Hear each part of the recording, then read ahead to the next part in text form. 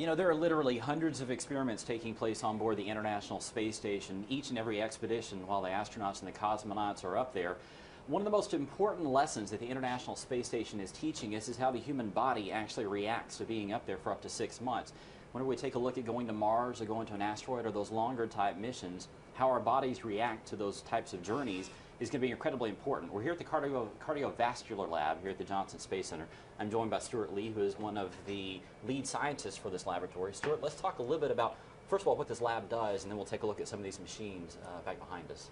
So the main objective of this laboratory, of course, is to look at how the cardiovascular system in particular responds to effects of lack of gravity or weightlessness. Right.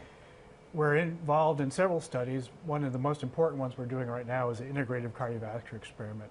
Integrative cardiovascular experiment, or ICV, is a multi-center study headed up by Dr. Ben Levine at UT Southwestern and Dr. Mike Bungo at UT Health Sciences Center in collaboration with Johnson Space Center and with the Cleveland Clinic to give a good comprehensive evaluation of what happens to the heart in particular as a result of being in weightlessness. So let's talk about it real basically. The heart's a muscle. Yes. Muscles react kind of strangely to being up in space. We're still learning kind of what happens. So Right. talk about kind of what we've learned about how the heart and the rest of the muscles react and what this ICV actually looks at and how it works. So everybody probably has heard about muscle wasting or atrophy that happens in the skeletal muscles, particularly in your legs and also in your arms. Okay. Same sort of thing happens to the heart. Most people don't realize that their blood actually has weight to it, and your cardiovascular system has to work in order to get blood from your bottom part of your body back up to your heart, and particularly to your brain. Because of gravity. Because of gravity, Okay. exactly. And so what we're looking at is because you lose those gravitational forces, it actually has an effect on the heart. That heart actually can get smaller as a result of not having to work as hard in space. So that's called cardiac atrophy. And what we're doing is looking at not just at what happens with cardiac atrophy during space flight, but how it affects other things that you would normally do. Your blood pressure regulation when you're standing up, the exercise that you would normally do, or in the case of an astronaut, the EVAs that they have to do, as well as just the general function of the heart and the electrical conduction through the heart. Okay, so let's talk about how you measure it. What does the crew do? We've got these two machines here, which are ultrasound machines, right? Right, yep. Okay, so let's talk about them. So what we do normally is we look at, the first thing we want to do is look at the function and the size of the heart. The way that you would do that scientifically is you'd use MRI. The other way that you can do it is an ultrasound scan. The ultrasound scan has the ability to have that device on orbit. And so we do measurements of the heart pre and post-flight using the ultrasound. And you can see this is an image of the heart, actually some images that we captured early, showing how the different ventricles of the heart and the atrium, and so how blood flows through there and how the heart actually contracts. So this is actually what the crew member would see, or they're So taking a look at it? this is what we would collect on the ground. One of the neat parts of this experiment is that we actually collect the data on orbit. And rather than having the astronauts become experts in sonography, we have one of our experts, Mr. David Martin, who actually guides them on orbit how to do the ultrasound on orbit. And this is the device that we use for that. This is the actual machine that's up there. So there's one just like this on orbit, and what David can do is he can then tell them where to place the probe, how to angle it, because those are all very important things, and then he tells them what buttons to push in order to get the images that they need for the experiment.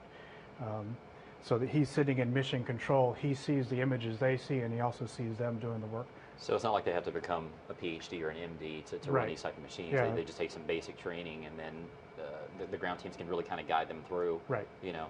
Yeah. Now talk about the color. I find this kind of interesting because our astronauts are incredibly smart people, but this color coding, talk about it. It makes it a little bit easier for them to basically know which button to push. Right.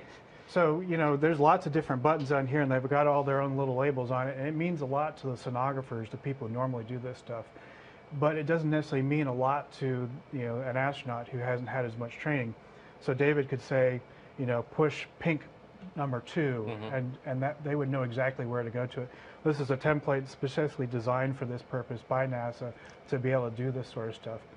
One of the neat Earth applications of this is that if you were in a remote environment and you needed ultrasound, you could actually have a non-expert collect ultrasound in the same fashion that David or someone like him could guide them through the procedure and do a diagnosis where there isn't a doctor. Yeah. So you could just this has applications here on Earth, Yes. but you know you're not physically there with your doctor or somebody telling you what to do, but you Yeah. can actually kind of sort of. I think I could probably even figure this out.